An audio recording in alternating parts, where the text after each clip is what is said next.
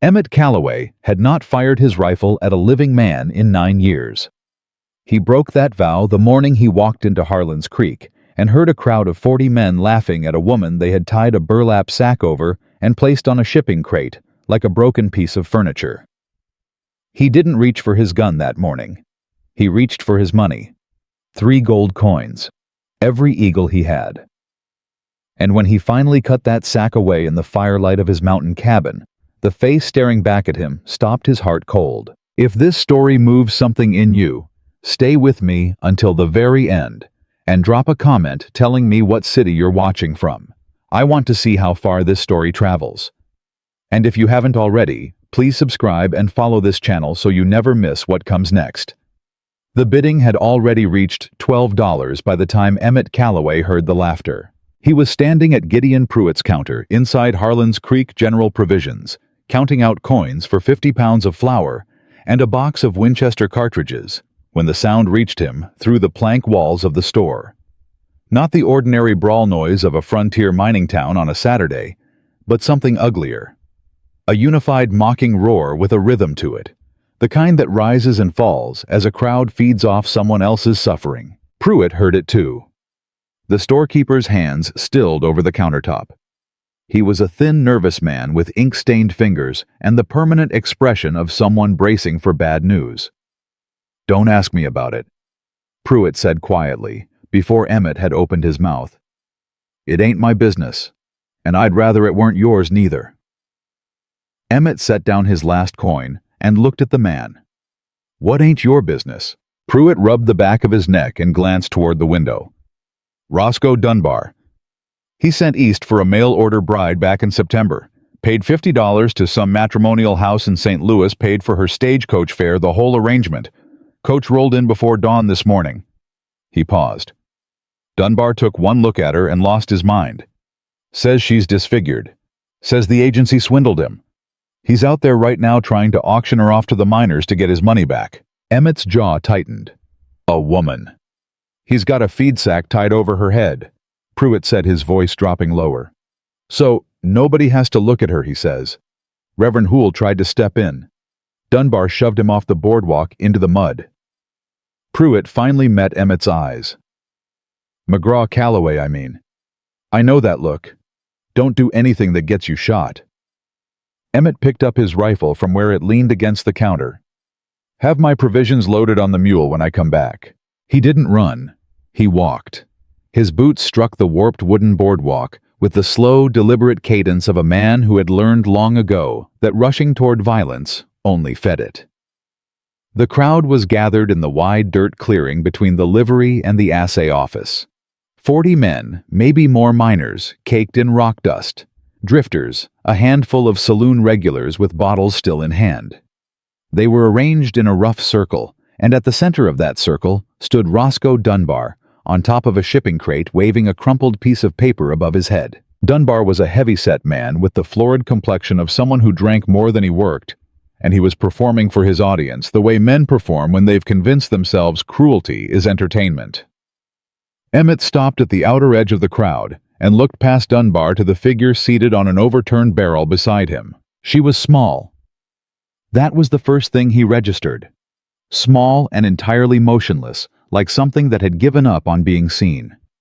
She wore a travel dress that had once been gray but was now the color of dried mud, and her hands were bound in her lap with a length of coarse twine that had already bitten into her wrists deeply enough to leave raw marks on the skin above the rope. Over her head, tied tight at the neck, was a heavy burlap sack, the kind used to store livestock feed. It smelled of mildew from where Emmett stood 6 rows back. She wasn't fighting the crowd. She wasn't crying out. She was shivering, a constant, violent trembling that racked her entire frame, and she was enduring.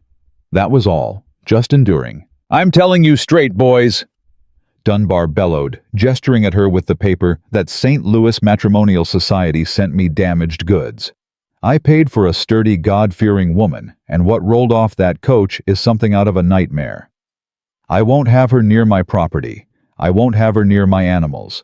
I want my $50 back, and since the agency can't give it to me, I'll take what the market will bear."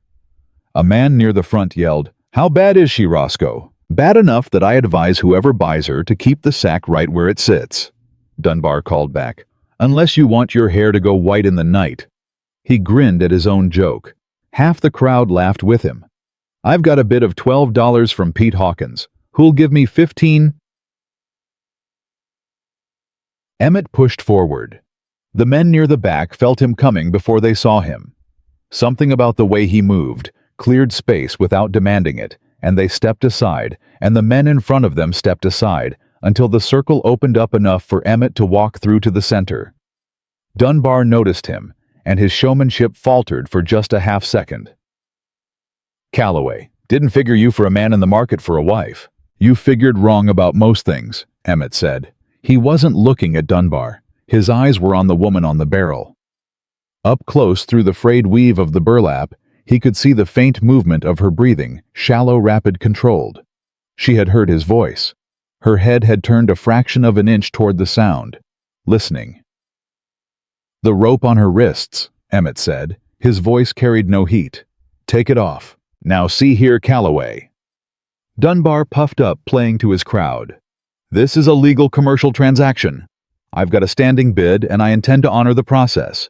You want to participate, you bid like the rest of these gentlemen. Emmett reached into the inside pocket of his coat and pulled out a small leather pouch. He loosened the drawstring and let 3 heavy gold double eagles fall into his open palm. The coins caught what little autumn sun had broken through the clouds, and the effect on the crowd was instantaneous. A ripple of silence spreading outward from the first men who saw the glint of gold. $60, Emmett said flatly. That's your 50 back with 10 over, and your reputation for being a fair man, which is worth more to you in a town this size than the coins. Take the rope off her wrists, step back, and we're done here. Dunbar's eyes stayed on the gold for a long, naked moment. Greed stripped the performance right off his face. Well, he said, swallowing, I suppose 60 compensates me for the emotional damage of the ordeal. He climbed down from the shipping crate. Emmett let the 3 coins fall into the dirt at Dunbar's boots. He didn't hand them over. He let the man bend down and pick them out of the mud, and Dunbar did it, getting his good trousers dirty because $60 was $60. Emmett turned to the woman on the barrel. He moved slowly, deliberately, the same way he moved around spooked animals and skittish horses, and he crouched down, so that his face was level with where her face would be behind the burlap. Ma'am, he said quietly. My name is Emmett Calloway. I'm not going to hurt you. I'm going to cut the twine on your wrists. That's all. Don't be frightened by the knife. She flinched at the word knife. The trembling in her hands intensified. He heard the sharp intake of breath through the coarse fabric. Just the twine, he repeated softer. That's all. He drew his hunting blade slowly enough that anyone watching could see there was no threat in the motion, and slipped the edge beneath the rough cord binding her wrists. One clean cut. The twine fell away. Her hands flew upward instinctively, both of them pressing against the outside of the burlap sack, as if she expected him to tear it off in front of the crowd. Her fingers were white with cold in the effort of keeping still. Emmett leaned forward until his voice was only for her. Leave it on. We're walking out of here right now. Just stand up and take my hand. A long pause. The crowd around them had gone genuinely quiet, which was its own kind of miracle in Harlan's Creek. Her right hand came down from the sack. It moved through the air toward him, slowly, tentatively trembling so hard he could see it from a foot away. He reached up and took it. Her fingers were ice-cold and fragile, and they gripped his hand with a desperation that told him everything he needed to know about what the last several hours had cost her. He helped her to her feet. Her legs nearly gave. He caught her at the elbow, steadied her against his side, and then he walked. Through the crowd, through the silence, back down the main thoroughfare toward Pruitt's store. Not fast, not rushed. The measured pace of a man with somewhere to be and no apology for it. Nobody followed. Nobody said a word. Pruitt had the mule loaded and waiting on the porch as instructed. He handed over the provisions without speaking, but his eyes were wide, and his mouth was pressed into a thin, troubled line as he looked at the small, hooded figure standing at Emmett's side. Emmett guided her to the back of his 2-wheel cart and lifted her in among the sacks of flour and coffee, then draped a heavy wool blanket over her shaking shoulders. "Long ride up the mountain," he told her. "Cold gets worse the higher we go. Pull that blanket tight." She didn't answer, but her hands closed around the edges of the blanket and pulled it close, and that was answer enough. He climbed to the front bench, clicked his tongue at the mule, a bull-headed animal named Boone, who expressed his opinions about the weather through his ears, and drove out of Harlan's Creek without looking back. The trail up to Coldwater Ridge was not kind to wheels in October. The ruts were deep and frozen at the edges, and muddy in the centers, and Boone made his displeasure known at every switchback. Emmett drove in silence, occasionally glancing back at the cart. The woman sat hunched under the blanket with her knees drawn to her chest, still wearing the burlap sack, still shivering. She hadn't made a sound since they left the town limits. After 40 minutes of climbing, he pulled Boone to a stop on a wide flat section of the trail where the pines opened up slightly. He climbed down from the bench and walked around to the back of the cart. She heard his boots on the frozen ground. Her whole body stiffened. "I'm not stopping for any reason that would alarm you," Emmett said. He opened the provisions box and pulled out a tin canteen and a small piece of wrapped salt pork he had been intending for his own supper. "You haven't eaten. Take these." She didn't move. "I'll set them on the edge of the cart and you can decide," he said, and he did exactly that, then walked back to the front bench and climbed up without pressing her further. He heard the rustling of the wax paper wrapper about 5 minutes later. He didn't turn around. When they finally reached the clearing at the top of the last switchback, the cabin sat heavy and dark against the tree-lined smoke curling from the stone chimney where the banked fire had held through his absence. Emmett tied Boone in the lean-to barn, threw a blanket over him and went to the back of the cart. She was sitting upright. The tin canteen was empty. The salt pork was gone. The burlap sack was still on her head. "We're here," Emmett said. "Can you walk?" She shifted her weight and swung her legs over the side of the cart, but when her boots hit the frozen ground, her knees buckled. Emmett caught her without hesitation, lifting her into his arms, blanket and all, and carried her across the clearing and through the cabin door, kicking it shut behind them against the bite of the wind. He set her down in the wide armchair beside the hearth. He threw 3 logs onto the embers, built the fire back up to a real blaze, lit the 2 oil lamps, and set the iron kettle over the flame. Only then did he pull up the wooden stool across from her and sit down. "You're safe here," he said. "No one in Harlan's Creek knows where this cabin sits, and no one makes it up this trail without me hearing them long before they arrive. You are safe." She sat in the chair like a statue. The sack rose and fell with her breathing. "I need to take that off your head," Emmett said. "The burlap's wet through and cold. It's keeping the chill trapped against your skin." Silence. "I won't take it off unless you say so," he added. "That's your decision, but I'd like to." The silence stretched for a long time. Long enough that the kettle began to hiss. Long enough that the fire crackled and popped and filled the cabin with the smell of burning pine and warmth. Then she nodded. One small, rigid, deliberate nod. Emmett moved his stool closer. He reached up with both hands and found the knot of the twine at the back of her neck. Dunbar had tied it tight enough to press red grooves into the pale skin of her throat, and Emmett had to use the knife again to cut it. He was careful enough that she felt the blade hovering near her neck and went rigid again, and he slowed down further, working the edge under the cord millimeter by millimeter until it snapped. "All right," he said quietly. "Taking it off now." He gripped the bottom hem of the burlap and lifted it up and over her head in a single smooth motion, and he turned and dropped it directly into the fire where it caught immediately. Then he turned back and looked at her face and Emmett Calloway, a man who had survived 2 years of sharpshooting at Chickamauga and Kennesaw Mountain, a man who had not been surprised by anything the world showed him, in 9 years of mountain solitude, went absolutely still. He had prepared himself for almost anything: scarring, a birthmark, the ravages of disease. He had told himself during the entire ride up that whatever he found beneath that sack would be something a decent human being responded to with simple human decency. He had been entirely prepared. He had not been prepared for this. A cascade of honey gold hair, matted and tangled from hours under the burlap, fell around her shoulders and caught the firelight like it was made from it. Her bone structure was fine and aristocratic, High cheekbones, a straight, elegant nose, a jaw that belonged on the cover of the kind of illustrated magazines they sold at train station newsstands back east. Even filthy, even hollowed by what was clearly days of malnutrition and terror, she was striking in the way that stopped a person mid-step and made them forget what they were about to do next. But it wasn't her beauty that made Emmett's blood go cold. It was her left eye swollen completely shut beneath a spreading bruise, the deep purple-black color of a plum left too long in the sun.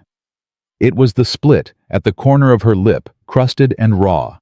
It was the rope-burned ring around her throat, where the twine had bitten into her skin. And it was the recognition, sudden, absolute, and brutal, that rolled through him like a wave of winter water. He knew her face, not personally. He had never been in the same room with her in his life. But he had seen it on paper. He had seen it on the wanted circulars tacked to every telegraph post between Helena and Billings for the better part of half a year. He had seen it in the photograph reprinted in the Helena Independent under the headline, "Heiress presumed dead in bloody ambush. Sterling Railroad offers $10,000 reward. Eleanor Hartwell." The only daughter of Franklin Hartwell, the man who owned the Pacific Northern Railroad and half of the mineral rights in the Montana Territory. The young woman who had vanished without a trace 11 months ago when her private stagecoach was ambushed on the Bitterroot Road outside of Missoula. Presumed dead. Presumed buried somewhere in a nameless canyon by the men who had attacked the coach and killed her guards and her driver. $10,000 in gold. Dead or alive. She opened her right eye, the undamaged one, and it was the deep clear blue of lake water in July. And she looked directly at him, and whatever she saw in his face told her something, because her expression shifted from exhausted blankness to a sharp animal wariness that hardened every line of her bruised face. "You know who I am," she said. Her voice was low and cracked and rough from disuse, but there was no trembling in it. That surprised him. "I can see it." Emmett realized his hand had moved instinctively toward his hip. He pulled it deliberately away from the Colt holstered there and raised both palms open, visible. "I'm not going to touch that gun," he said. "I'm not going to claim that reward. I don't need your father's money, and I don't want it." Her chin came up slightly. "Then what do you want?" "Right now," Emmett said.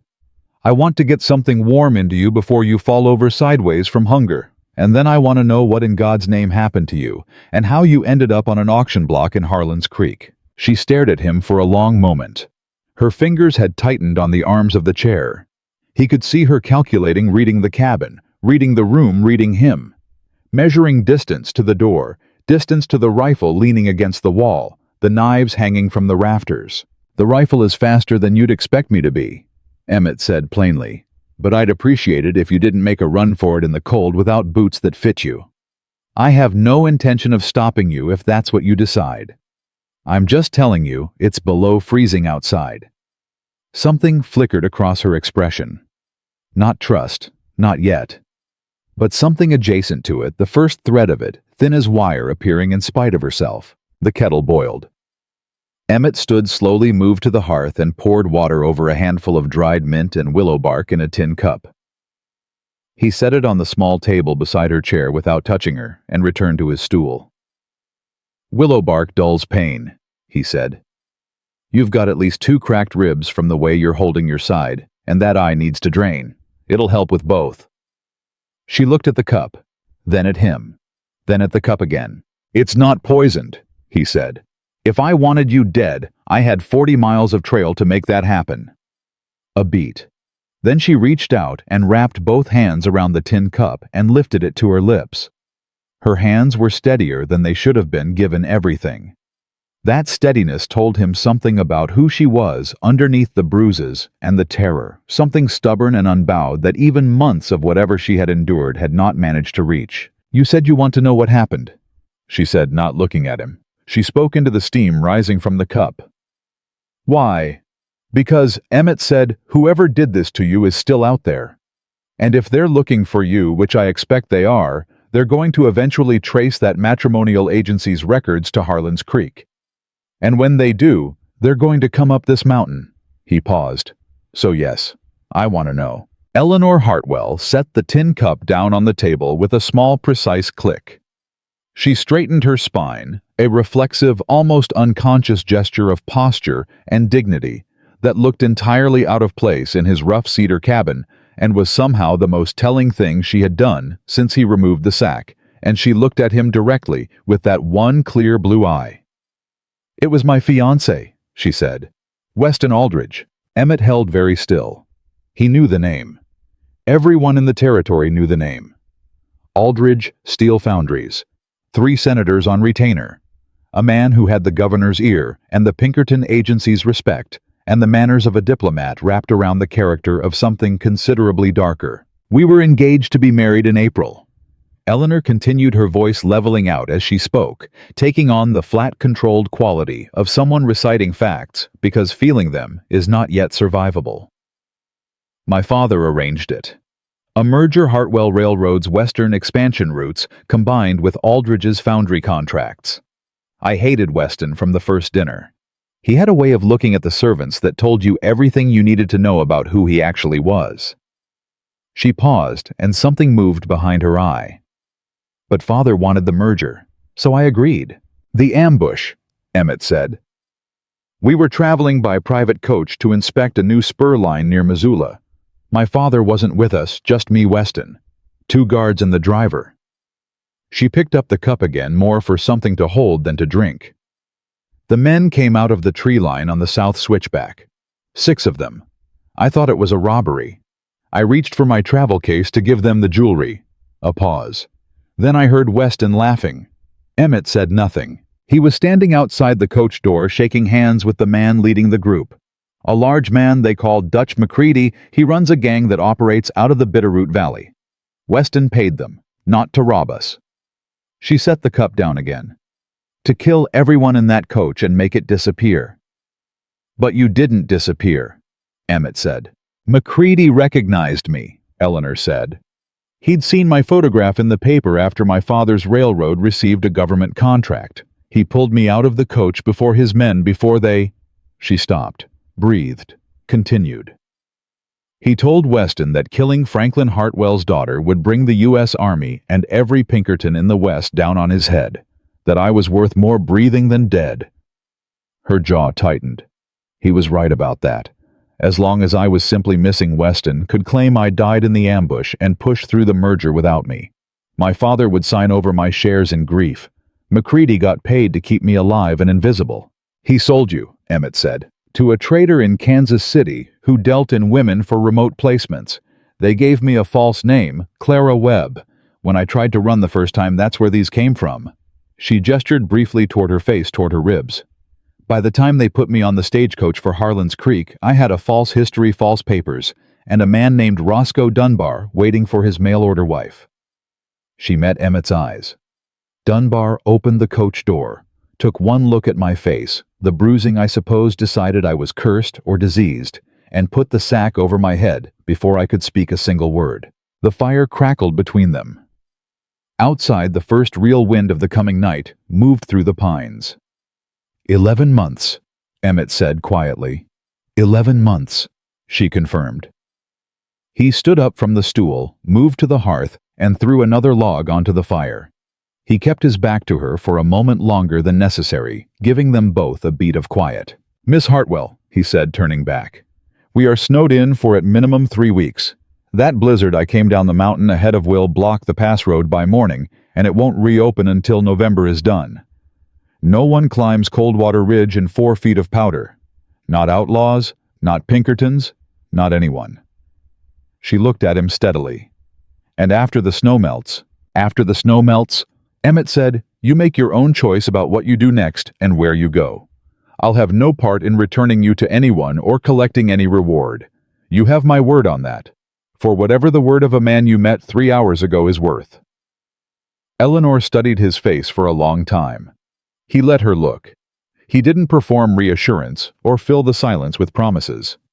He just held still and let her decide. "Your word," she finally said, "appears to be worth $60 in gold thrown into the mud of Harlan's Creek without any expectation of return. That's more than most men I've known in the best parlors in St. Louis." She exhaled slowly, carefully, as if breathing too deep still hurt. 3 weeks then. 3 weeks. Emmett agreed. He turned to put together something from the provisions: dried beans, the last of the venison he had smoked before the trip, hardtack softened in the kettle water. Simple food. Trail food. She said nothing while he worked, but he noticed, without remarking on it, that she had shifted in the armchair so that her back was no longer entirely exposed to the door, and that she had drawn the woolen blanket around herself in a way that left both her hands free. She was already thinking about how to survive here. Not just endure. Survive.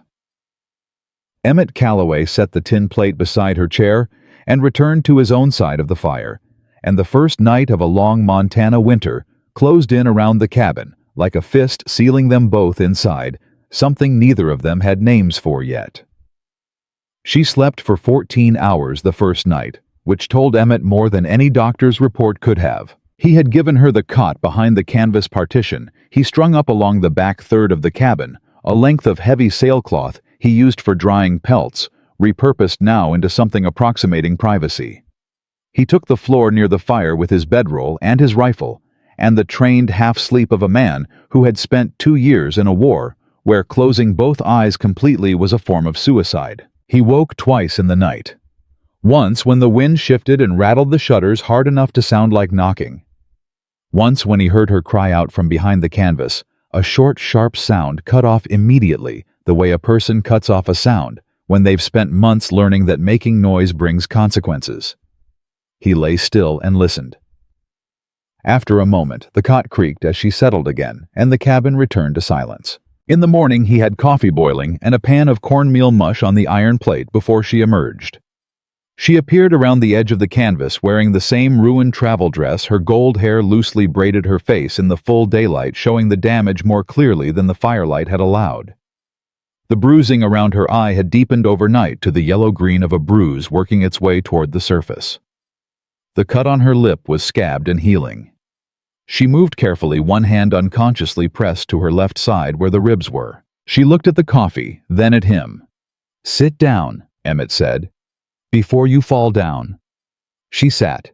She wrapped both hands around the tin mug he set in front of her and drank without speaking for a full 2 minutes. "You cried out in the night," Emmett said, not looking up from where he was scraping the mush into a bowl. A pause.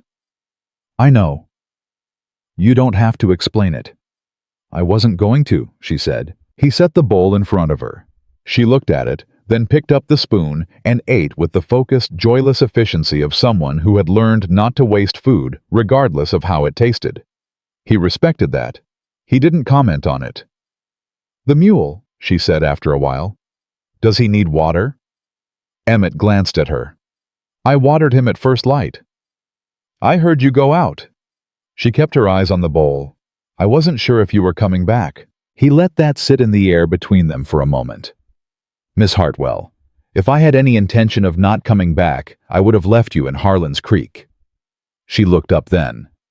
Something moved behind her blue eye, not quite trust, but a reconsideration of distrust, which in his experience was the closer and more honest thing. "Eleanor," she said, "or Ellie. Miss Hartwell is what the ladies at my father's dinner parties called me when they wanted something." "Ellie," he said, "and you're Emmett." "I've been called worse." The ghost of something crossed her face. Not quite a smile, the idea of one. "I believe that," she said and turned back to her mush. The first week passed in a careful, watchful quiet. Ellie slept long hours and ate steadily and said little, and Emmett moved through his routines without crowding her. He checked the traps in the early mornings, dressed, and hung whatever he brought back split wood for the fire in the afternoons. She watched him work from the armchair by the hearth, wrapped in the wool blanket, her right eye tracking everything he did with the alert cataloging attention of someone building a mental map of an unfamiliar place. On the fourth day, she asked him where he kept the extra firewood. "Lean-to on the north side," he said. "Why?" "Because you've been out to it 6 times today, and every time you come back in, you let cold air across the floor for 30 seconds before the door closes. If I know where it is, I can bring in a larger stack at once, and you won't have to keep making the trip." Emmett looked at her. "Your ribs aren't healed enough to carry."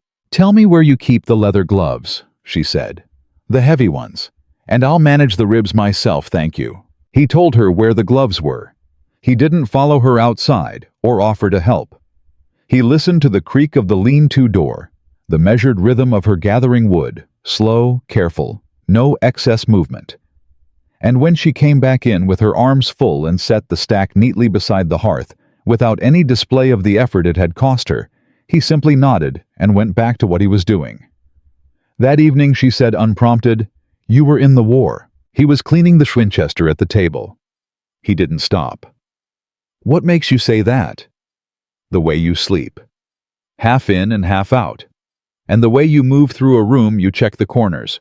Every time you come inside. You check them before you do anything else." She had pulled the Shakespeare volume from his trunk earlier in the day and was sitting with it open in her lap, though she wasn't reading it. "Which side?" "Union," he said. "Sharpshooter." She was quiet for a moment. "My father lost his brother at Chickamauga." "A lot of men lost brothers at Chickamauga." "Were you there?" "I was." He ran the cleaning rag down the barrel. "I don't talk about it." "All right," she said simply and opened the book. He found himself looking at her across the table. The firelight caught the edges of her hair and the straight line of her profile, and he looked away before she could catch him doing it. The second week, the fever came. It started on a Monday, which Emmett knew only because he marked the days in a small leather journal, a holdover habit from the war, when knowing the date was the only tether some men had to the idea that time was still moving forward. Ellie came out from behind the canvas that morning, moving too slowly. Her cheeks flushed, her one good eye glassy and unfocused. "I'm fine," she said before he could speak. "You're running a fever," Emmett said. "Sit down." "Emmett, Ellie." He said it quiet and level. "Sit. Down." She sat. She let him press the back of his wrist to her forehead without flinching away from the contact, which told him how bad she was feeling. Because she had flinched from accidental contact with him twice in the past week, a reflex she couldn't fully control and didn't try to explain, and that he had said nothing about. The fever ran for 4 days. Not the raging kind that meant pneumonia, the grinding, persistent kind that comes from a body that has been pushed past its limits for too long and is finally presenting the bill. He kept the willow bark tea going around the clock, kept the fire high, changed the cool cloth on her forehead when she was too weak to do it herself. She slept most of those 4 days, and when she was awake, she was quiet and compliant in a way that was unlike her, and that he found more alarming than the fever itself. On the third night, she was lucid enough to be embarrassed about it. He heard her voice from behind the canvas, thin and irritable. "This is undignified." "Being sick usually is," he agreed from his side of the cabin. "I want you to know that I don't usually—" She stopped. "I'm not a fragile person." "No," he said. "You're not." A pause. "How can you tell you've known me 10 days, and I've spent most of them unconscious or shivering?" "You haven't cried," Emmett said. "Not once. Not since I took that sack off, and you've had cause to." Silence from behind the canvas. "That's not strength," she finally said, and her voice had a different quality to it now, something that wasn't quite bitterness. "That's just running out of tears." "Maybe," he said. "Get some sleep." When the fever broke on the 4th night, she came out from behind the canvas at 2 in the morning and sat down in the armchair by the dying fire and stared into the coals. Emmett woke and sat up from his bedroll and didn't speak, just added a log to the fire and sat beside it, with his back against the stone of the hearth. "He was going to have me killed," she said to the fire. "I've known it for 11 months, and I still can't. I still find myself thinking there was something I misunderstood. Some other explanation." She pressed her fingers against her temple. "I was going to marry him. In April. I had a dress fitted in January. I stood in my mother's sitting room in a white dress, and I thought, this is fine. I can do this. I can make this work." Her voice was completely flat. "He was going to have me murdered on a mountain road, and I was thinking about flower arrangements. Emmett said nothing. "Does that make me stupid?" she asked. "It makes you someone who wanted to believe the best about a situation you didn't choose," he said. "That's not the same thing." She turned her head and looked at him. In the low firelight, with the fever just broken and her hair loose around her shoulders, she looked younger than he had thought she was, and older at the same time in the way that people look when something has permanently changed the country behind their eyes. "You don't say much," she said. "But when you do say something, it's usually exactly the right thing." He felt heat move up the back of his neck that had nothing to do with the fire. "Go back to sleep, Ellie." "I've been sleeping for 4 days." "Then rest," he said. "There's a difference."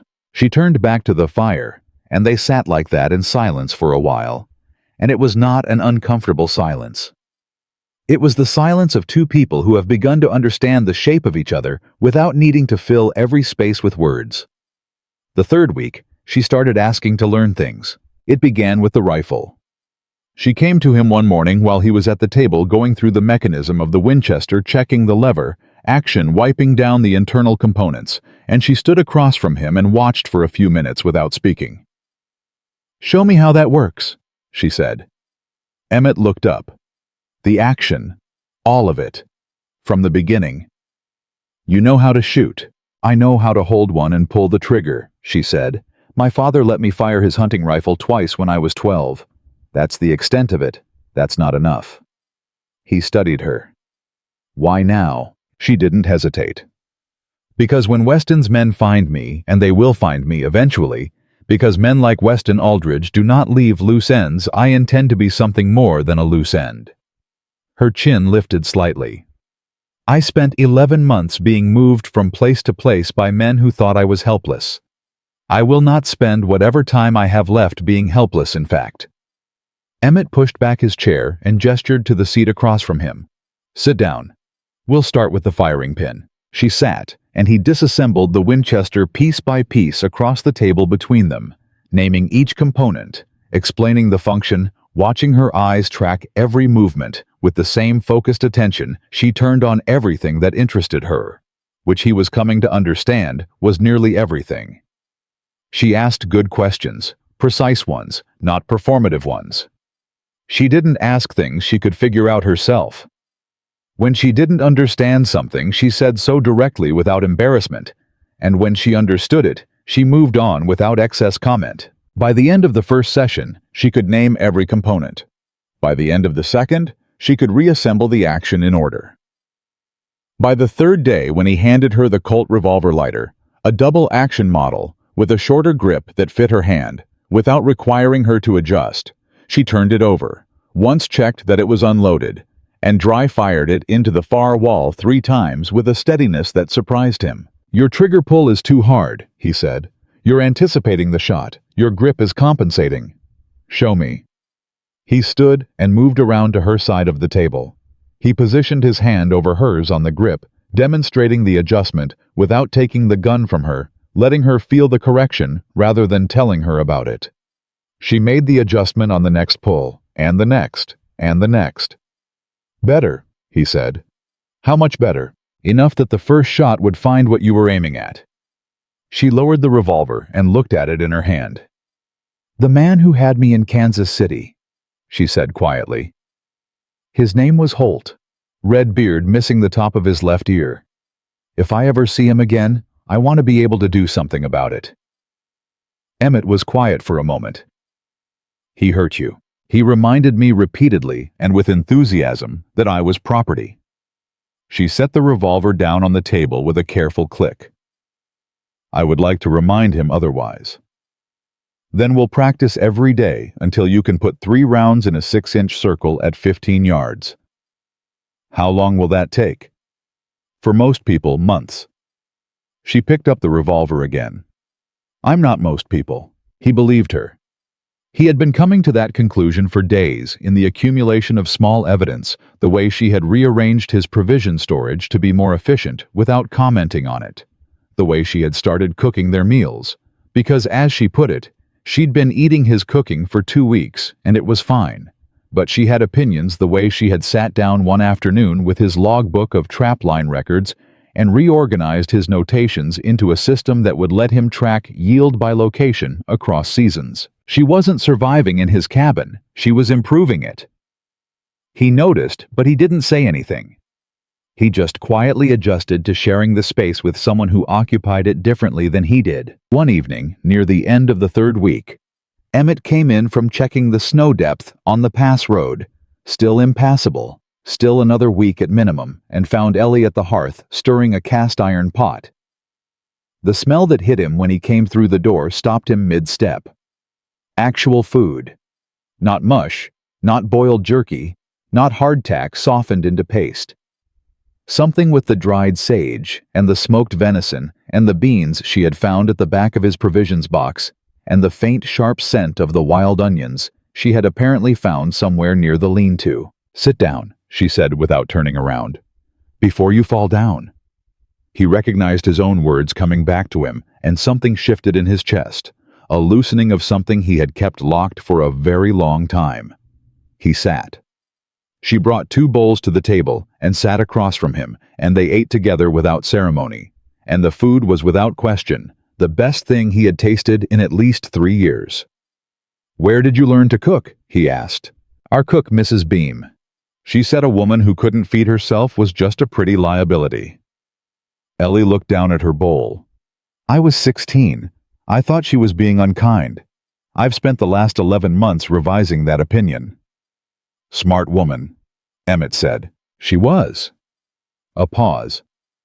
"She was also the only person in my father's house who told me the truth about things.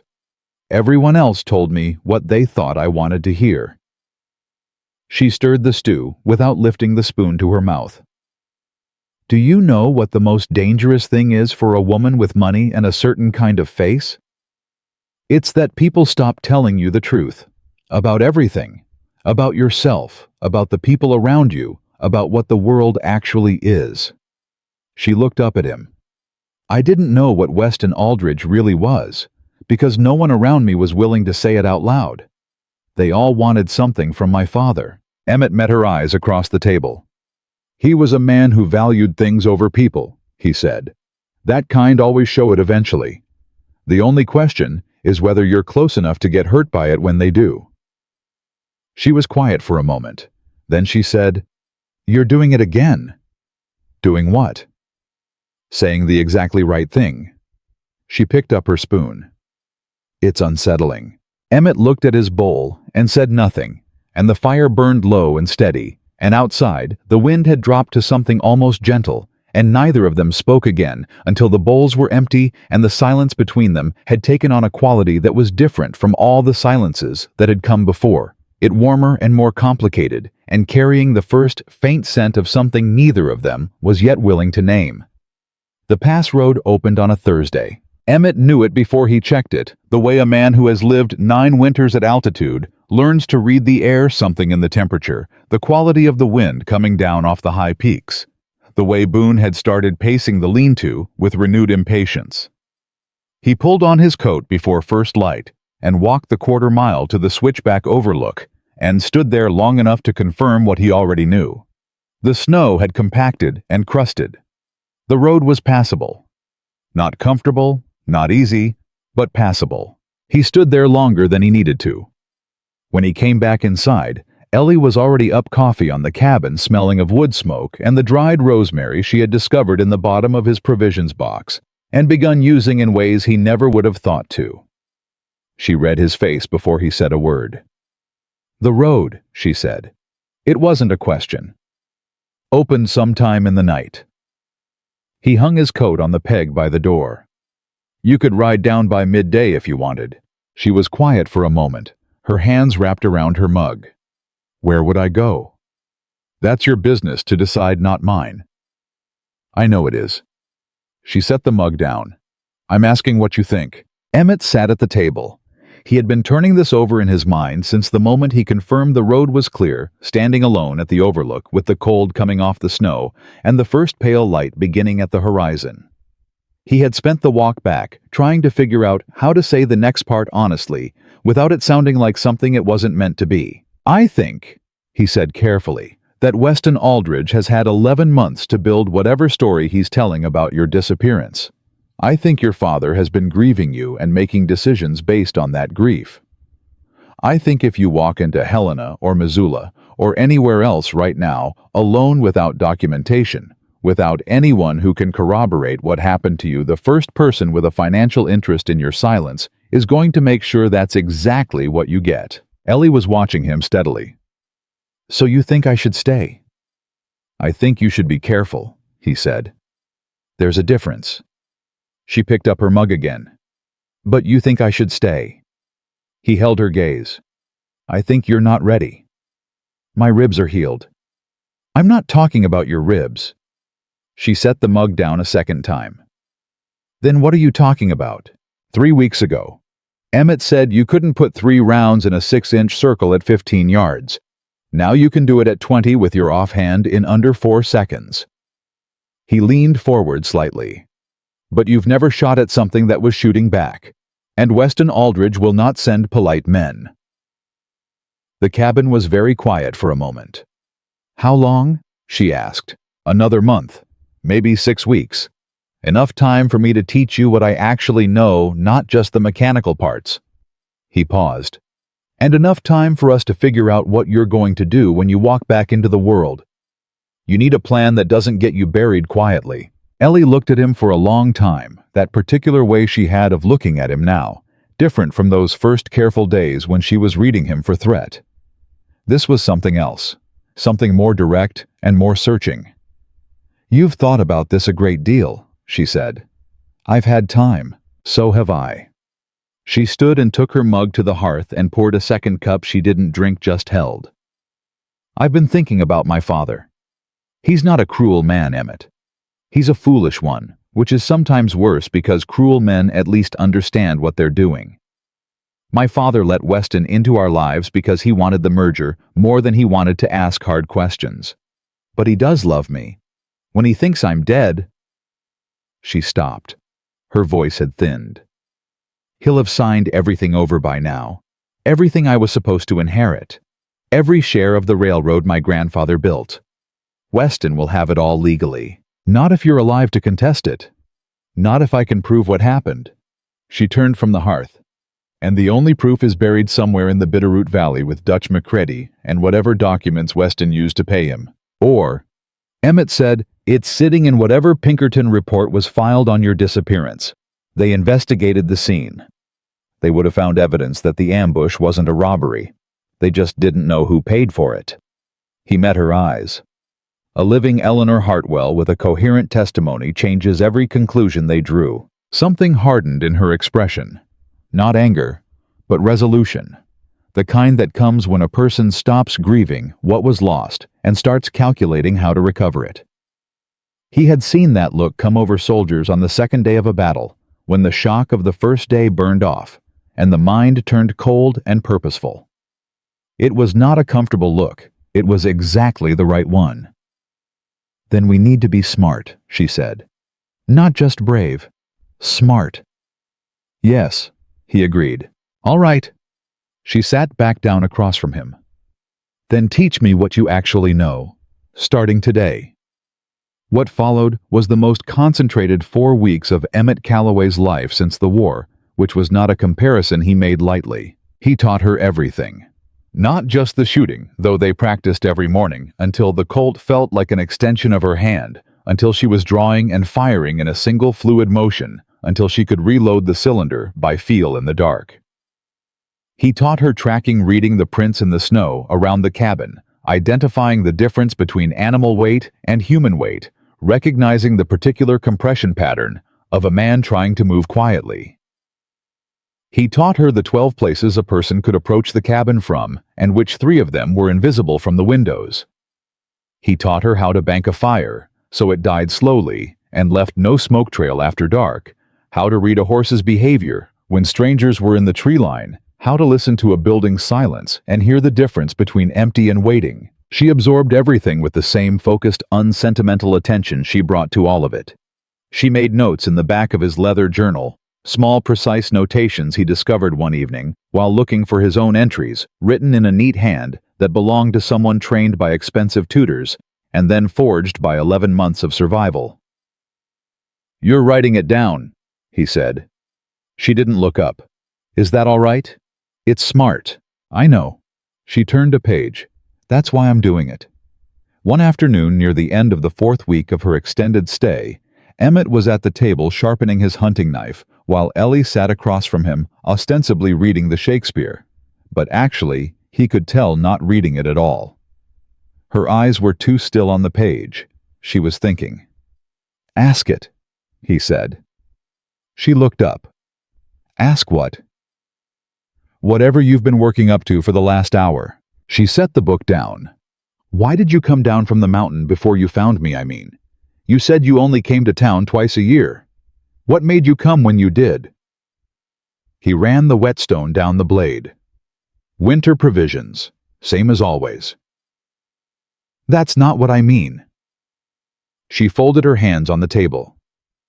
"Why this mountain? Why 9 years alone up here? A man with your abilities, your military record, your intelligence, you could have built something. Instead, you built a trap line." "I did build something," he said. "Quiet." "Quiet isn't a life, Emmett." He set the knife down and looked at her. "You sound very certain of that for someone who spent the last month telling me she wants exactly that." "I said I wanted quiet," she said. "I didn't say I wanted empty." She held his gaze. "There's a difference. You told me that yourself." He was quiet for a moment. The fire crackled. Boone shifted in the lean-to outside his hooves, quiet on the frozen ground. "I was at Kennesaw Mountain," Emmett said finally. "June of '64. I was positioned in a white oak tree above the federal line. My job was officers' Confederate command, mounted officers, anyone giving orders. I was good at it. I had a particular kind of patience that lent itself to the work." He paused. "On the 3rd morning, I put my crosshairs on a man on horseback at 430 yards. He was turned sideways talking to a lieutenant beside him. He was laughing about something. He looked at the knife on the table. He fell off his horse and the men around him scattered. And that was the right outcome for the Union Army's position on Kennesaw Mountain. I know that. I've always known that. A beat. He was laughing when I pulled the trigger, Ellie. I've heard that laugh in the dark every night for 12 years. She didn't fill the silence with comfort or argument. She just listened, which was exactly right. "I came up here," he said, "because the mountains don't make you account for yourself. There's no one to look at you and see what you've done." He picked the knife back up. That was enough for a long time. "And now," she said quietly. He looked up and found her watching him with an expression that undid something in the careful architecture of his solitude, not pity, not judgment. Something warmer and more direct than either. "Now," he said, "I'm not sure it is."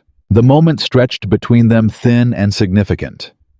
Ellie shifted in her chair, leaning slightly toward him across the table, and Emmett became acutely aware of the distance between them, aware of it the way you become aware of a sound you've been hearing for a while without registering it. "You're not a killer," she said.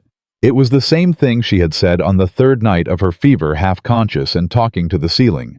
But she said it now deliberately, directly, with her eyes on his. "You are the man who walked through a crowd of 40 people and threw everything he had into the mud to buy a stranger's dignity. That's who you are. Whatever happened on that mountain in Georgia is not who you are." He found he could not look away from her. He found he did not want to. His hand moved across the table, slow the way he did everything, giving her time to see it coming and pull back if she chose, and covered hers where it rested on the closed Shakespeare. Her fingers were warm. She didn't pull back. She turned her hand over beneath his, and her fingers closed around his, and for a long, breathless moment, the cabin held them both perfectly still. Then from somewhere beyond the far tree line, Boone screamed. Not the irritable stomp and snort of a cold mule with opinions. A full, sharp, panicked whinny cut off too fast the sound of an animal that has sensed threat and been forcibly silenced. Emmett was on his feet before the sound finished. His hand closed around the Winchester from the wall peg in the same motion. He killed both oil lamps with 2 fast passes of his palm, dropping the cabin into the deep red dark of the dying fire. "Get the Colt," he said, his voice barely above breath. He heard her move behind him, the soft rush of her feet, the quiet snick of the revolver clearing leather, the deliberate double click of the hammer going back. He was at the window, firing slit, before his eyes had fully adjusted. He pressed flat against the wall beside the reinforced shutter and put his eye to the narrow gap he had cut there 9 years ago for exactly this purpose, and looked out into the clearing. The moon was high and the snow held its light, and that light was enough. They were already at the tree line. He counted movement, shadow separating from shadow, the deliberate widespread approach of men who had done this before. Not Pinkerton agents, not lawmen. The way these men moved was loose and arrogant, the particular swagger of hired guns who had never had a reason to be afraid of anything they were walking toward. 5, he murmured. Maybe 6. Spreading to flank us. He heard Ellie move up on his left. She positioned herself at the second firing slit, the one he had shown her 3 weeks ago, explaining exactly this scenario. He felt rather than saw her settle into place. "The man in the center," she said, very quiet. "Heavy coat. Walks like he's in charge." "You know him." A pause. Her breath came out carefully controlled. "Silas Vance, Weston's chief enforcer. Former bounty hunter out of Cheyenne." Her voice was steady. That steadiness cost her something. He could hear the cost of it underneath. He tracked the matrimonial agency's records. Elias Gideon Pruitt must have said something. "Pruitt's a talker," Emmett said. "Men like Vance are persuasive about encouraging it." From outside, a voice rang out across the clearing, big, carrying the practiced boom of a man who had announced himself at many cabin doors and knew how to make the walls feel thin. "Calloway." A pause for effect. "We know she's in there. We've got no quarrel with a mountain man who got himself into other people's business by accident. Send the woman out and we walk away clean. You got my word on that." Ellie was absolutely motionless beside him. Emmett put his mouth close to the gap. "Whose word is that?" he called back. "Silas Vance. I think you've heard the name." "I've heard it." Emmett kept his voice level. "I've also heard that Silas Vance doesn't leave witnesses and doesn't honor deals he makes at gunpoint. So let's skip past the part where I pretend to believe you and you pretend to be reasonable." A beat of silence from outside. "You're a practical man, Calloway," Vance called back. "Don't make this harder than it needs to be. The woman is a loose end in a business arrangement that doesn't concern you. She's worth $10,000 dead to the men I work for and nothing to you. Give her up." Emmett turned his head toward Ellie. In the dim firelight, he could see the line of her jaw. She was looking through the slit at the clearing the Colt held in both hands, her breathing measured and slow. "They're not leaving either of us alive," she said quietly and completely without panic. "You know that." "I know that. What do we do?" He looked back through the slit. Vance and his men had stopped moving. They were holding their spread formation, waiting for an answer. The man on the far left had drifted slightly closer to the lean-to where Boone was stabled. The one on the right had positioned himself with a clear angle on the front door. "The man on the right flank," Emmett said. "He's got the door angle. He's the most dangerous one. When it starts, he goes first." "When what starts?" "I'm going to make Vance angry," Emmett said. "Angry men give orders instead of thinking. When they move, they'll come fast, and from 3 directions, door left, window, roof. The door is the most important." He held her eyes in the dim light. "Can you hold the door angle?" She looked at him for one long second. "Yes," she said. He believed her completely. He had trained her himself, and he knew exactly what she was capable of, and more than that, he had come to know who she was under all the circumstances that had been done to her, and he knew she would not break. He turned back to the window. "Vance," he called out, "you want to know what I think? I think you already know. She's alive, and talking means every deal Weston Aldridge ever made starts unraveling. I think you came up here because a dead woman can't testify, and a dead mountain man can't corroborate. I think your word isn't worth the cold air you set it in." The silence that followed lasted exactly 4 seconds.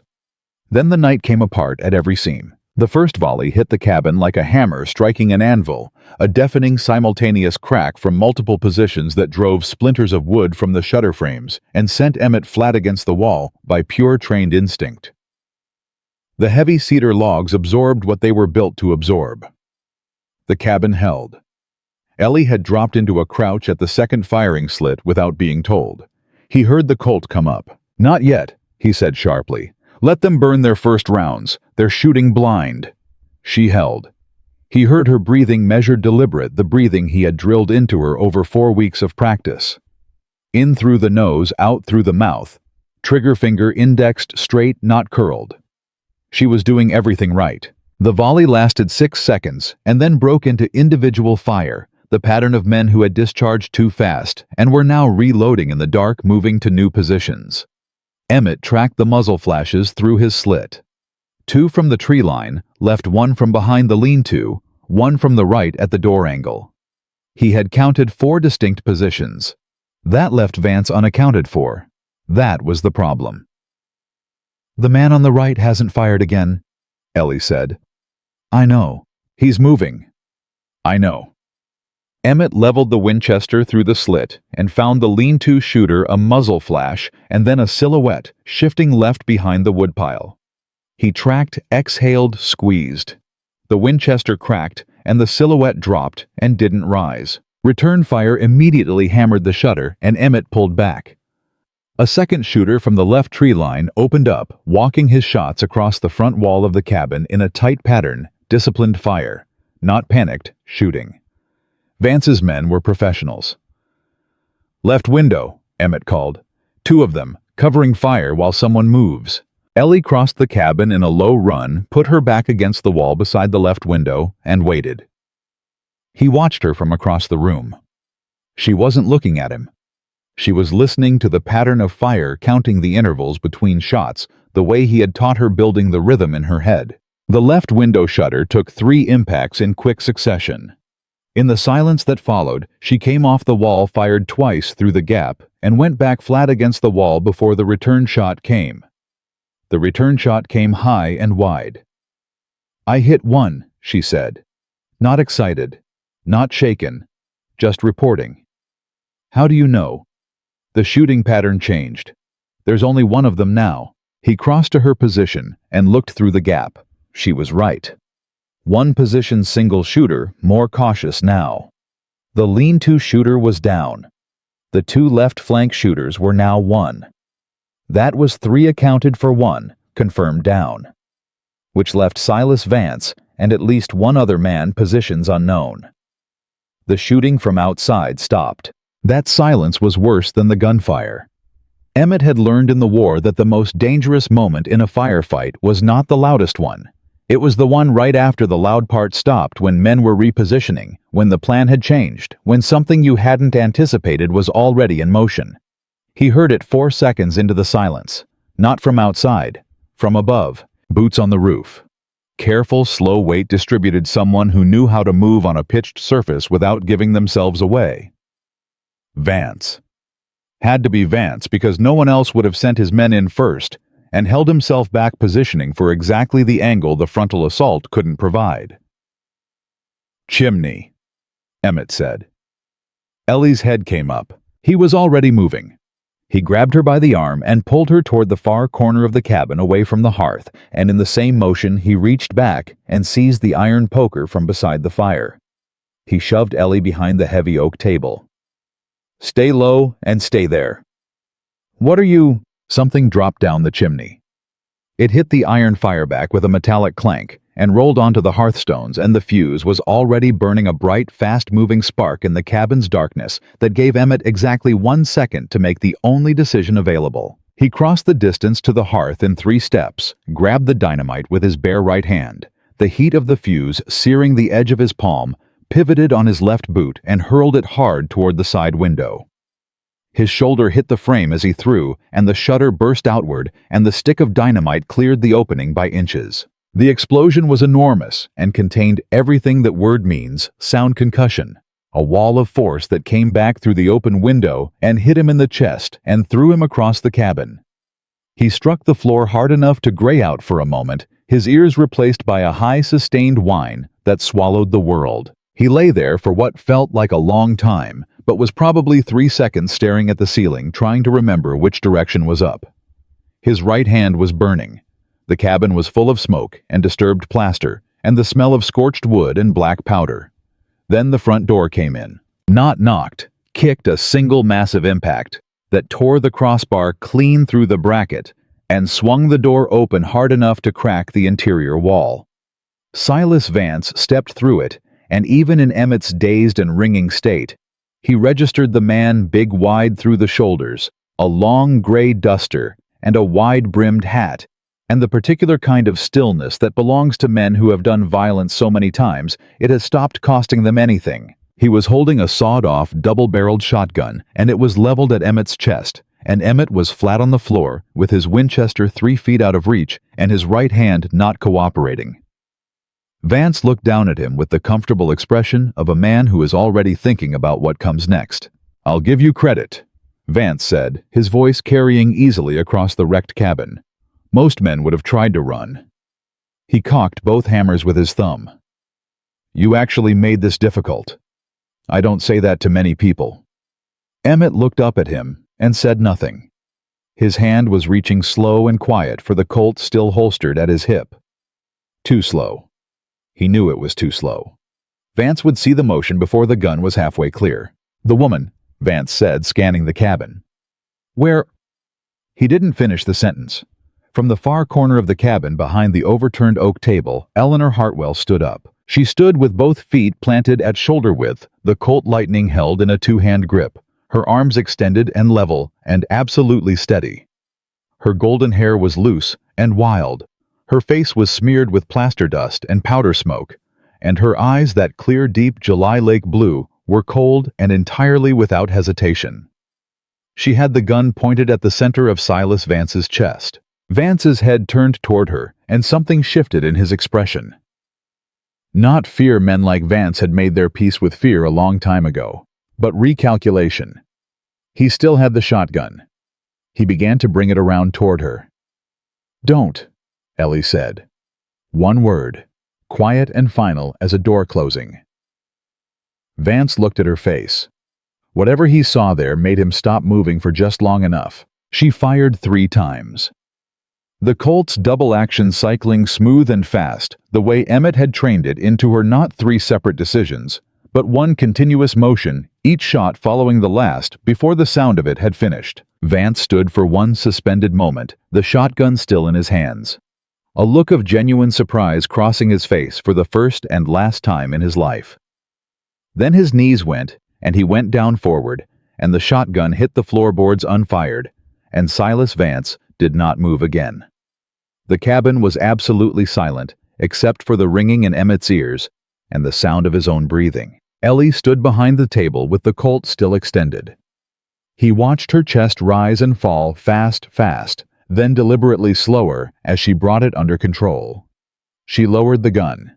She uncocked the hammer with the same care she brought to every mechanical action.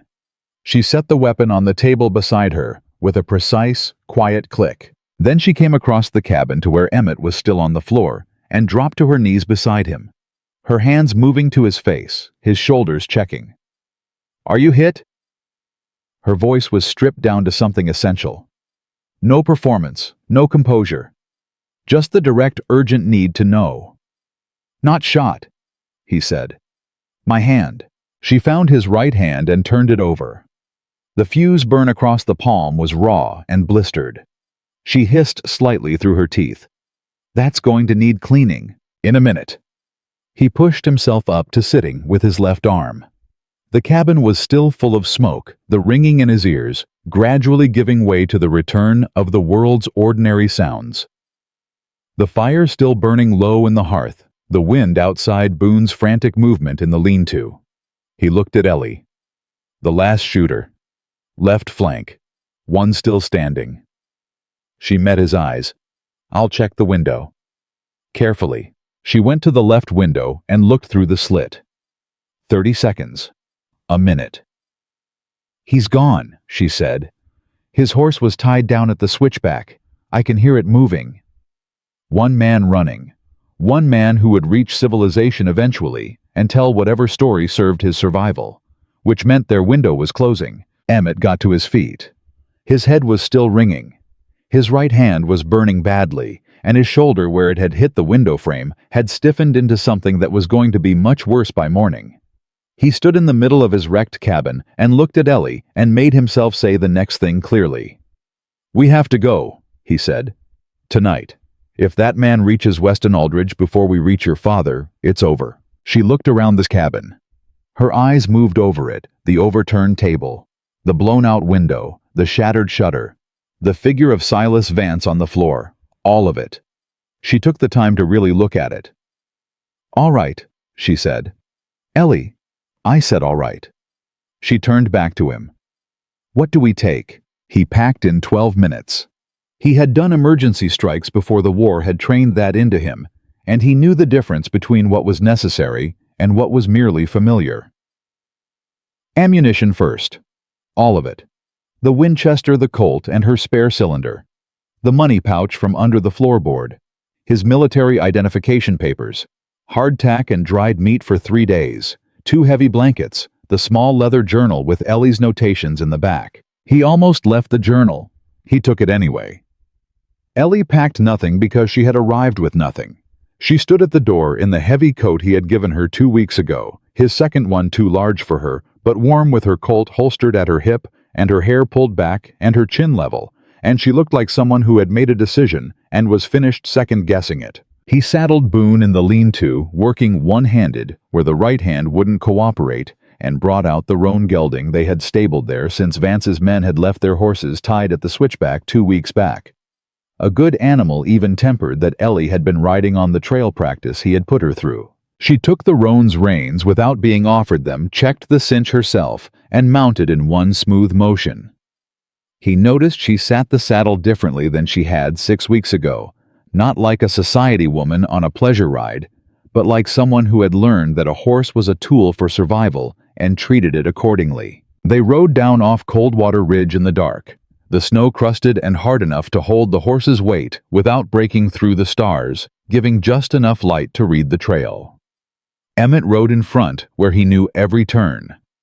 Ellie rode close behind and kept her silence, which was its own kind of steadiness. An hour down the mountain, when the trail widened enough to ride abreast, she pulled up alongside him. "Denver," she said. He glanced at her. "What about it? That's where we need to go. Not Helena, not Missoula. Denver." She was looking straight ahead at the trail. "My father is in Denver. He has a permanent suite at the Broadmoor Hotel when he's doing business in the Southern Territory. He'll be there. Weston will have engineered a reason to keep him in Denver while he finalizes the merger documents. He needs my father's signature on a legal declaration of my death before he can transfer the railroad shares." She paused. "If we get to my father before Weston does, before Weston knows we're coming, Weston is going to know something went wrong the moment that surviving man reaches him," Emmett said.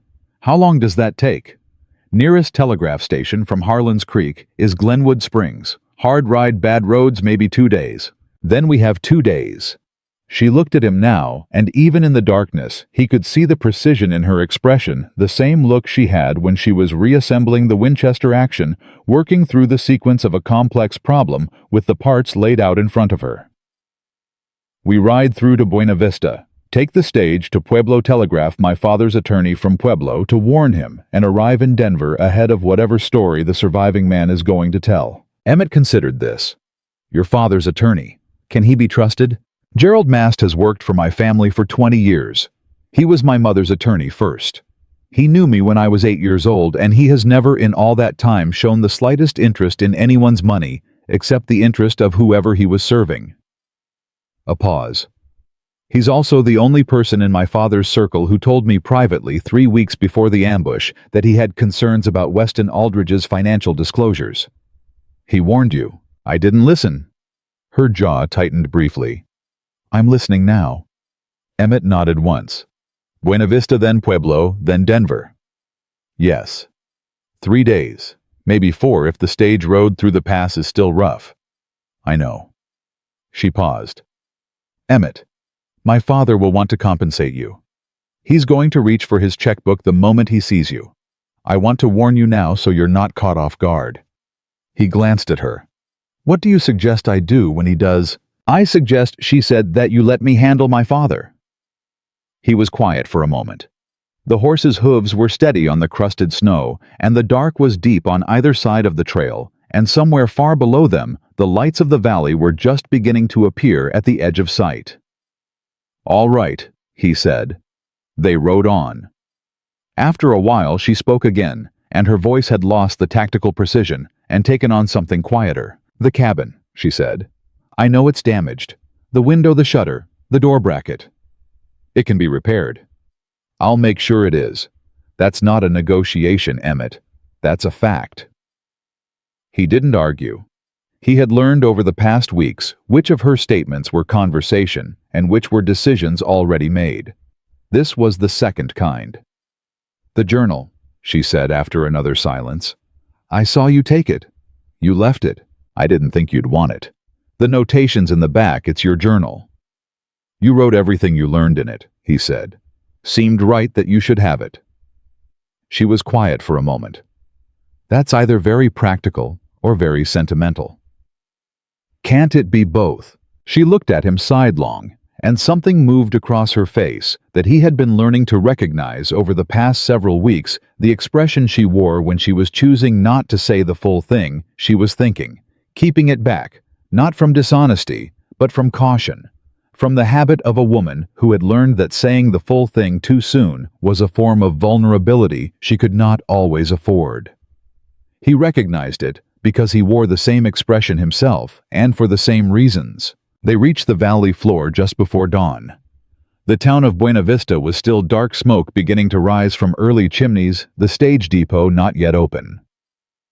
Emmett led them to the livery at the edge of town, arranged stabling for both horses, with a tired-looking man who asked no questions in exchange for payment up front, and then found a boarding house 2 streets over, where a woman named Mrs. Aldous fed them hot coffee and cold biscuits, and showed them to 2 separate rooms without comment. Ellie took her room key. She stopped at the door of the narrow hallway. Emmett. He turned. She looked at him for a moment in the low light of the hallway lamp. Tired smoke smudged her coat too large and her hair coming loose from its braid. She looked nothing like an heiress, and everything like the woman he had come to know in a cedar cabin on a Montana mountain over the longest winter of his life. Thank you, she said. It was simple and direct and without performance. Not for tonight, for all of it. He held her gaze. Get some sleep, he said. Stage leaves at 7. She nodded, turned the key and went in. The door closed. Emmett stood in the hallway for a moment. He looked at the closed door and felt the full weight of everything that had happened in the last several hours pressing down on him. The concussion, the burned hand, the dead men on his cabin floor, the road still ahead, and underneath all of it, something else. Something he hadn't felt in so long that it took him a moment to identify it. He was not done. That was it. For the first time in 9 years, standing in an ordinary boarding house hallway with a burned hand and ringing ears, and everything still unresolved. Emmett Calloway was absolutely certain that whatever happened next, he was not done. He went to his own room, sat on the edge of the narrow bed, and began cleaning and wrapping his right hand with the strip of cloth he had brought from the cabin's medical kit. Outside, the first pale gray of dawn was beginning at the horizon, and somewhere in Denver, Weston Aldridge was still sleeping easily in his expensive bed, entirely unaware that the dead woman he had paid to disappear was 2 days away and coming straight for him. The stage to Pueblo left at 7 and arrived at 4:30 in the afternoon, and the road between was everything the territory promised in early spring. Frozen mud and loose rock and grades that made the horses work and the passengers hold the overhead straps and say nothing. Ellie sat across from Emmett in the rattling coach with 2 other passengers, a mining surveyor and a dry goods drummer who both fell asleep before the first hour was done, and she spent most of the journey looking out the window with the particular focused stillness of someone running through a plan, repeatedly checking it for breaks. He let her think. He kept his burned hand in his lap and watched the country go by and thought his own version of the same things. In Pueblo, he found the telegraph office on the main street while Ellie waited at the stage depot with their bags. He wrote the message to Gerald Mast himself at her dictation because her handwriting on a telegraph form in a public office was a risk neither of them wanted to take yet. The message was brief and careful, no names, no specifics, only the phrase she had constructed on the stage. The property believed lost has been recovered intact. Expect delivery. Denver Broadmoor, 2 days. Prepare the original documentation. E.H. The telegraph operator, a young man with ink on his fingers and the incurious expression of someone who had transmitted stranger things, took their coins and tapped it out without comment. They spent the night in Pueblo at a hotel near the depot, ate a meal in the dining room that was unremarkable in every respect, and spoke very little. Not from tension. From the particular kind of quiet that falls between two people when everything important has already been said, and what remains is simply the waiting. Once over coffee, Ellie looked up from the cup she had been turning in her hands and said, "When we get to Denver, if this goes wrong, it won't." Emmett said, "You don't know that." "No," he agreed, "but I know you. And I know that whatever Weston Aldridge has built in the last 11 months, he built it on the assumption that you were either dead or permanently silenced. He's never planned for Eleanor Hartwell walking through a door under her own power and in full possession of everything she knows." He held her gaze across the table. "That assumption is the crack in his foundation. And you are going to put a sledgehammer through it." She looked at him for a long moment. Then she picked up her coffee cup and drank. And something in the set of her shoulders settled, not relaxed, but resolved, which was the more useful of the two. "Gerald Mast will have the original merger documents," she said, "and the original registry of my shares in the Pacific Northern Railroad. That registry has my grandfather's signature and mine. Weston cannot transfer those shares without a certified death declaration from a federal court. As long as I am demonstrably alive and present and coherent, that declaration cannot stand. And Dutch McCready's connection to Weston, I'll give testimony to the Pinkertons directly." She set the cup down. "I know the date of the ambush, the location, the names of every man present that I heard spoken aloud, and the exact conversation I heard between Weston and McCready at the coach door. I am an eyewitness, Emmett. I was 3 feet away." Her voice was steady and hard-edged as tempered steel. "Let him try to call me a liar in front of his own attorney and my father and the regional Pinkerton director." They reached Denver on the afternoon of the second day. The city came at them gradually, the spread of it, the noise and the brick and the commerce of a place that had decided it was important and was proving it loudly. After the mountain and the stage road and the long quiet of the past months, it hit Emmett like a physical thing.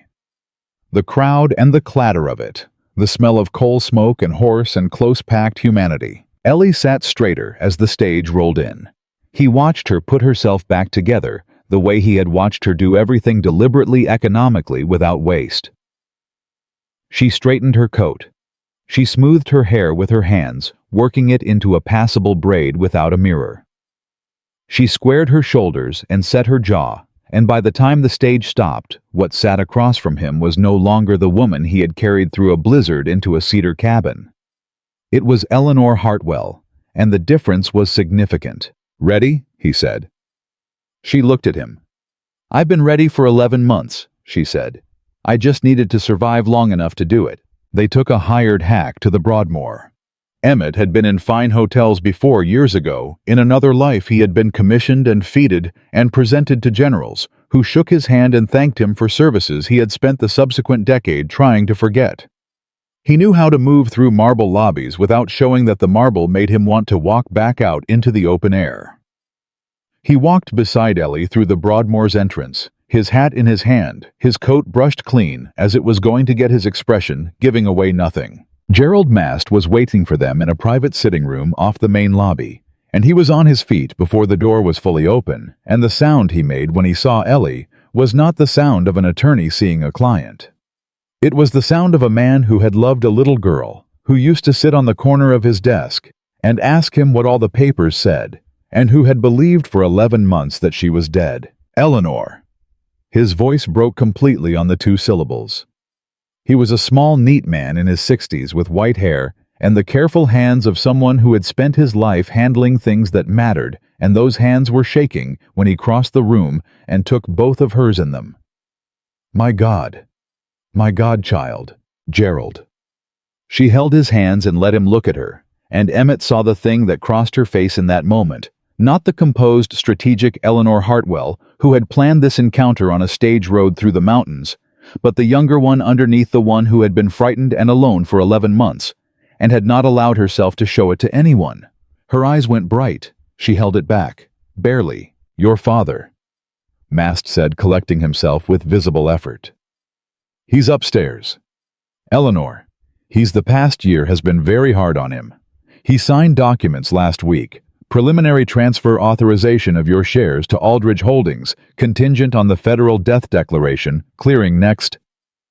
When is Weston signing the final documents? Ellie said. Mast looked at her, and something in her voice shifted his expression from grief to alert attention. Tomorrow noon, Weston arranged a luncheon in the main dining room. The signing was meant to be a celebration of the merger. Half of Denver's business community will be there. The Pinkerton regional director was invited. The governor's aide. Ellie looked at Emmett. He looked back at her and said nothing, because there was nothing to say. The plan was already made. It had been made on a stage road between Pueblo and Denver when she had gone quiet for an hour, and then started talking in the flat, precise voice she used when she was thinking out loud. Then we don't stop it beforehand, she said, turning back to Mast. We let him sit down. We let him pick up the pen. We let every important man in Denver watch him commit fraud in front of witnesses. She paused. And then I walk through the door. Mast stared at her. Eleanor, if Weston realizes you're in Denver before noon tomorrow, he won't, Emmett said quietly from where he stood near the door. Mast looked at him for the first time with genuine attention. He took in the burned hand, the worn coat, the rifle. He looked at Ellie. Who is this man? The man who bought my life for 3 gold coins in a Montana mining town, Ellie said, and then spent 4 months teaching me how to keep it. She met Mast's eyes directly. He is the only reason I am standing in this room, Gerald. I want that on the record, whatever record you're keeping. Mast looked at Emmett for a long moment. Then he extended his hand, formal and deliberate, the way men extend hands when they mean it. Gerald Mast, he said. I am in your debt, sir. Emmett shook it. Just make sure the documents are ready, he said. They saw Franklin Hartwell that evening in his suite on the 3rd floor, and that was the hardest part of all of it, harder than the gunfight, harder than the mountain road in the dark, harder than anything Emmett had witnessed in 4 months on Coldwater Ridge. He waited in the hallway while Ellie went in alone. He heard through the closed door the moment Franklin Hartwell understood that his daughter was alive, a sound that was not a word, not a name, not anything that language had a category for. Just a sound from a man whose grief had been absolute, receiving something back from the world that grief had told him was permanently gone. He stood in the hallway and looked at the wallpaper pattern and gave them the time they needed. When she came out 20 minutes later, her eyes were red, but her face was composed and her hands were steady. She looked at him standing there in the hallway, and something passed between them. No words, no gesture. Just the recognition of 2 people who had been through enough together that some things no longer required explanation. He wants to meet you, she said. Tomorrow, Emmett said. After. She nodded. She understood what he meant. After it was finished. After Weston Aldridge was no longer a problem that required management. After the thing was done. She nodded and went back inside. The dining room of the Broadmoor Hotel at noon the following day was everything Emmett had expected, and nothing he had wanted to be, in the kind of room built to remind everyone inside it of the exact distance between themselves and the people who owned things. High ceilings, white tablecloths.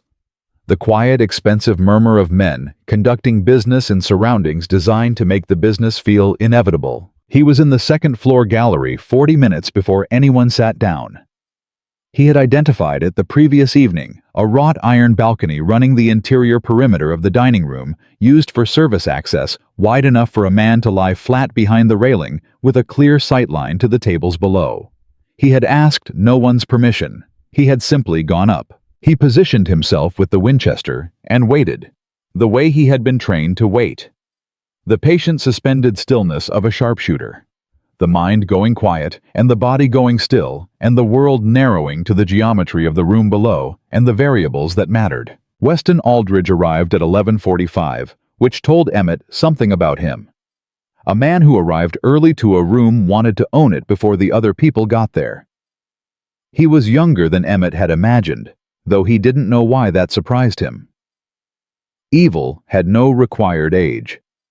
Aldridge was handsome in the way that expensive tailoring and confident bearing could construct in almost any man, and he moved through the room with the ease of someone who had never spent a day uncertain of his welcome. Franklin Hartwell arrived at noon, assisted by a cane looking 20 years older than the photographs Emmett had seen on wanted circulars and newspaper front pages.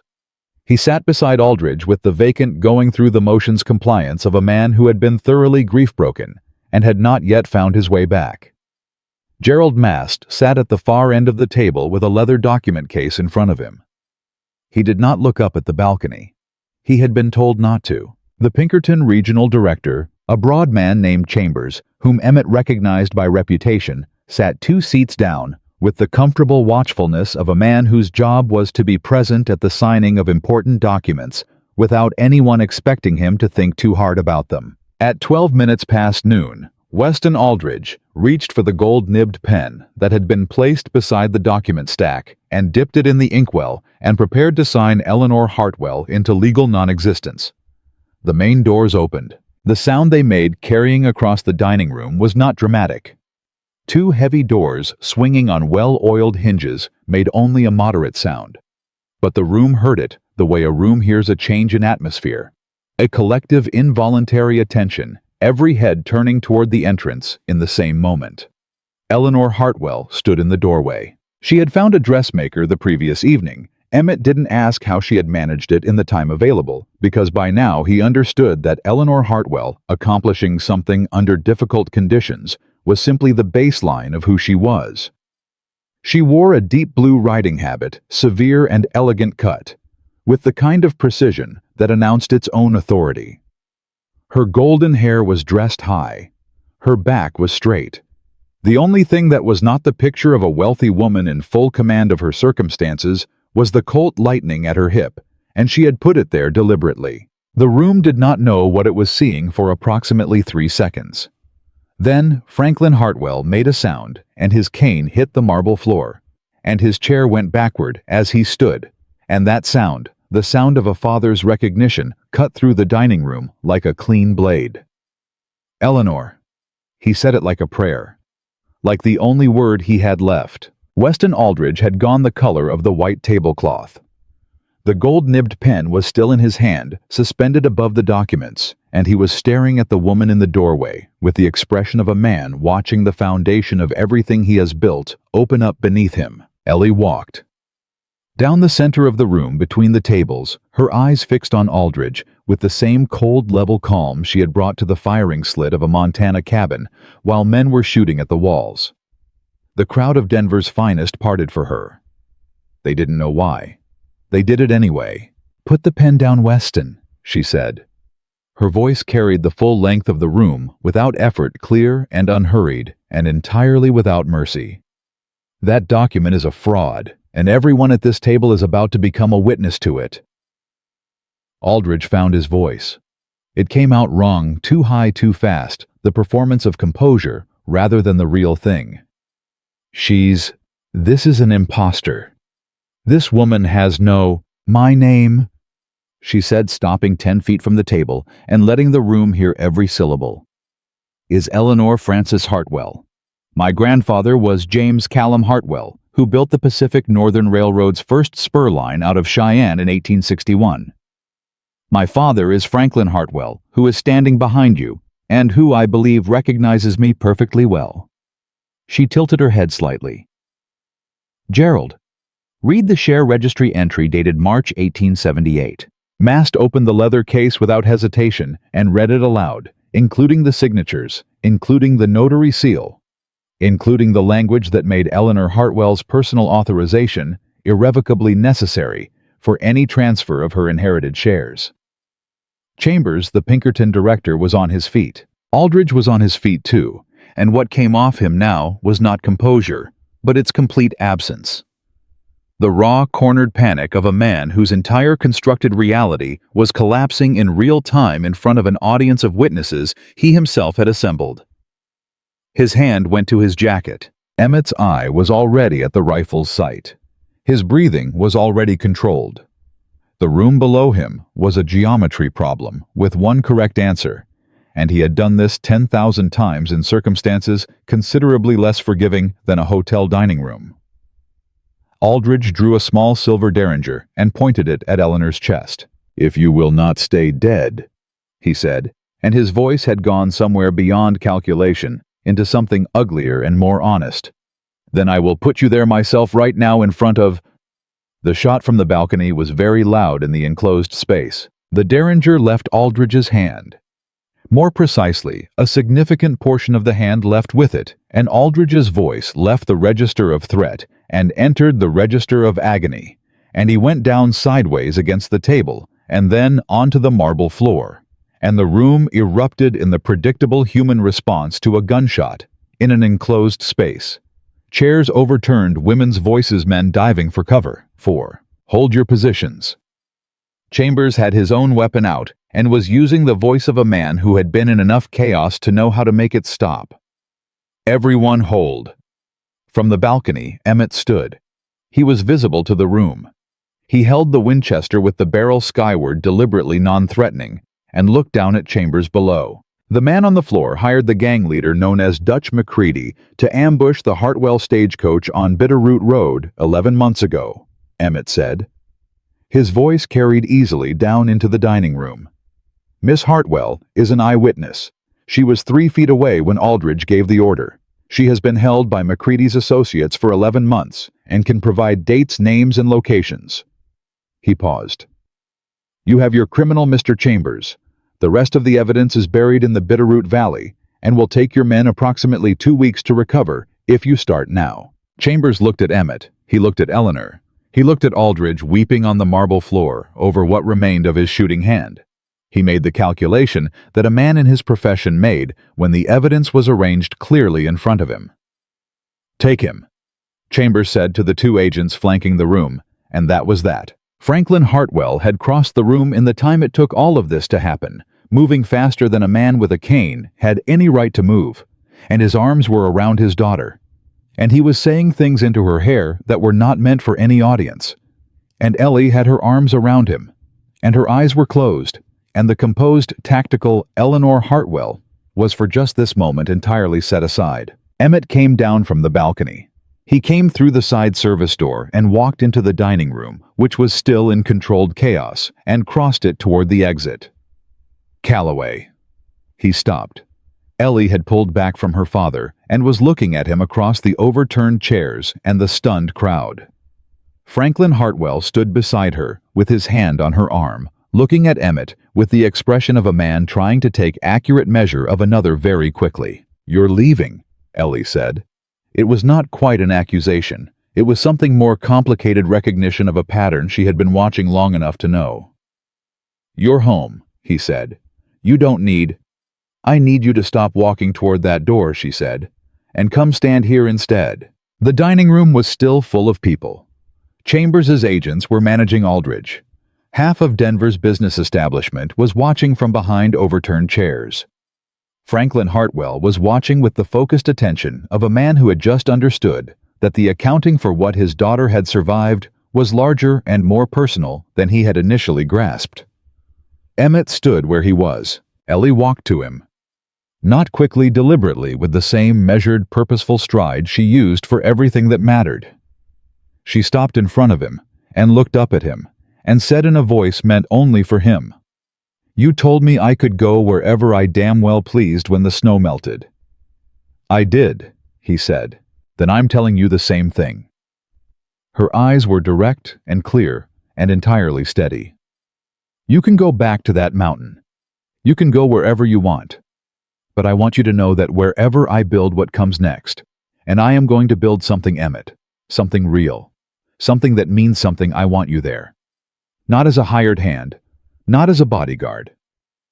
She paused. "You know what I mean, what?" He looked at her for a long moment. The dining room, the crowd, the weight of every mile between that auction block in Harlan's Creek and this marble floor, all of it was present and accounted for in that moment, and none of it was larger than the thing he felt standing in front of her. "I know what you mean," he said. "Then say something," she said. "You said you've been in enough silence." "I have," he agreed. He reached out and took her hand, the same deliberate slow motion he had used on a barrel outside a livery stable in a Montana mining town, when she was trembling and hooded, and had no reason to trust any man on earth, and she took his the same way she had then, both hands' fingers closing around his. "All right," he said. "Then let's go build something." Franklin Hartwell, standing 4 feet away, with tears drying on his weathered face, watched his daughter look at this scarred, quiet man from the mountains and understood the whole of it, without needing to be told a single word. Weston Aldridge went to trial that autumn and took Dutch McCready's operation down with him in exchange for a sentence that nonetheless guaranteed he would die in a federal prison. Dutch McCready himself was located in the Bitterroot Valley 6 weeks after Denver and did not survive the arrest. Gerald Mast filed the legal challenges to every document Aldridge had executed in Eleanor's name, and by December, every share of the Pacific Northern Railroad had been restored to its rightful owner. Eleanor Hartwell did not return to St. Louis. She took her inheritance and bought 12,000 acres of ranch land at the foot of the Montana mountains, where the big sky came down to meet the high grass, and she built something that was hers from the ground up. Every fence post, every decision, every hired hand chosen on the basis of character rather than connection. Emmett Calloway never went back to the trap lines of Coldwater Ridge. He traded solitude for something harder and more necessary, the daily complicated, irreplaceable work of being present in a life shared with another person. The ghosts of Kennesaw Mountain did not disappear, but they grew quieter the way ghosts do when the living stop giving them all the room. The mountain man who had walked through a crowd of 40 men and thrown everything he owned into the mud for a woman he had never met had not been looking for redemption that October morning in Harlan's Creek. He had simply been unable to look away from someone who needed a single act of human decency in a world determined to deny it to her. What he found on the other side of that act was not what either of them had expected. It was better than what either of them had planned. And it was entirely, irrevocably, and without apology, their own.